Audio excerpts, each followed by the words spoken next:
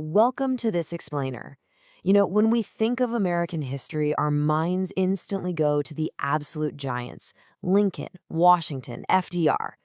But today, we're zooming right past them to uncover the shadow presidents.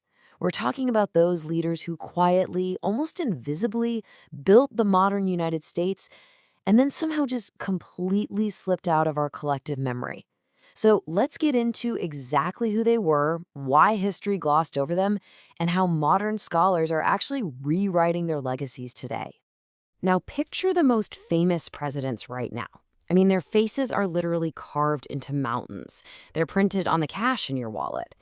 So, what exactly makes a president forgotten? Why do some of these names just completely vanish? Well, it's actually a super fascinating question. Because being forgotten doesn't mean they were unsuccessful. In fact, it often means the exact opposite. Here's the thing. Historical reputation is totally shaped by drama. If a president successfully prevents a massive crisis or just governs during a really peaceful era, well, they just don't generate those flashy, dramatic headlines that history books love to obsess over.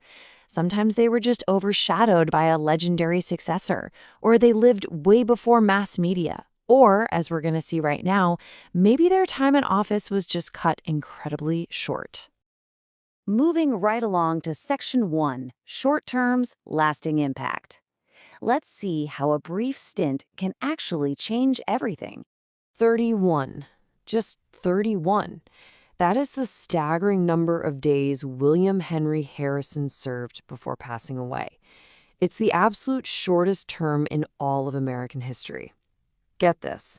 He delivered a grueling 2-hour inaugural address in the freezing cold, ended up catching a chill, and literally died just a month later. But these crazy brief terms, they ended up forcing massive, permanent precedents. Take Harrison dying in 1841.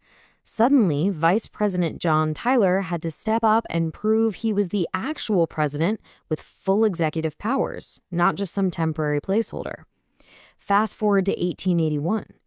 James A. Garfield is tragically assassinated just months into his term, which instantly sparks this huge public demand to clean up a super corrupt political system. And then, think about 1974. Gerald Ford steps in to stabilize a deeply, deeply divided nation right after the Watergate scandal, becoming our first completely unelected president. Honestly, these short, unexpected successions acted as absolute crucibles for American democracy. Okay, on to Section 2, the quiet builders. Let's look at the folks who laid the bricks. Take President Chester A. Arthur, for example. He was originally known as a total political insider. Part of that old machine where government jobs were just handed out as political favors. But then, he completely shocked everyone after Garfield's assassination. He actually championed the Pendleton Civil Service Act of 1883. By making it so you needed to pass exams and actually earn the job based on merit, Arthur basically created the professional, nonpartisan federal workforce that is still running the country today. Talk about a plot twist. Now, look at the number 6. That's the total number of new states quietly admitted to the Union under a guy we rarely talk about, Benjamin Harrison. We're talking North and South Dakota, Montana, Washington, Idaho, and Wyoming. Seriously. No other president admitted that many states in such a short time frame. Plus, he totally jump-started the conservation of our public lands. He protected millions of acres way before it ever became a trendy political talking point. And then we have the ultimate contrast. Pretty much everyone remembers Theodore Roosevelt's really loud, energetic, trust-busting crusade against those big monopolies. But here's the wild part. It was actually the quieter, highly legal-minded William Howard Taft who filed way more antitrust lawsuits. Taft just completely lacked that flashy PR machine. He firmly believed that the law, not a big personality, should guide the government. And, very fittingly, he later became the only president in history to ever serve as Chief Justice of the Supreme Court. Right. Let's move to section 3, scandals and reevaluations. This is where history gets really messy. Consider Richard Nixon. Impartially speaking, his monumental achievements are just undeniable. Opening diplomatic relations with China, creating the EPA, huge milestones. Yet these are forever weighed against the deep, deep breach of public trust caused by the Watergate scandal. It's honestly the perfect example of how one singular, massive scandal can permanently overshadow a leader's entire historical footprint, no matter what else they actually got done. A very similar shadow fell over Warren G. Harding. He oversaw this absolutely booming economic recovery right after World War I, what he famously called a return to normalcy. But then came the Teapot Dome scandal. His own appointees secretly leased out federal oil reserves in exchange for bribes. And boom, that single event completely hijacked his historical narrative for decades. It just entirely wiped out any memory of the economic prosperity during his term. But hey, historical reputations don't just get worse. They can also evolve for the better. Take Ulysses S. Grant. For the longest time, historians were entirely fixated on the corruption within his cabinet.